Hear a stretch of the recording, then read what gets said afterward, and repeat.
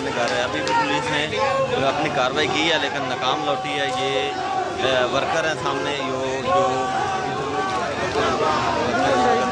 रूप रहे हैं और तमाम तर इतनी लड़ाई के बावजूद वर्कर की हिम्मत जो है वो जवाब नहीं दे रही। यहाँ ये लोग लड़ने पे तुले हुए हैं और इसके साथ साथ यहाँ पर अगर एक बात मैं कहूँ कि वर्कर के अंदर जज्बा बहुत ज़्यादा है तो बेजाना होगा। यहाँ लोग मरने और मारने के लिए तैयार हैं और इस तरह लड़ रहे हैं जैसे जंग लड़ी जाती है। जंगजू किस्म के लोग यहाँ कहा जाता था। ये बहुत नरम किस्म के लोग हैं पीटीए के, लेकिन यहाँ ये वर्कर जो है ये जुनून जो है ये बहुत ज़्यादा आगे बढ़ने के लिए तैयार है।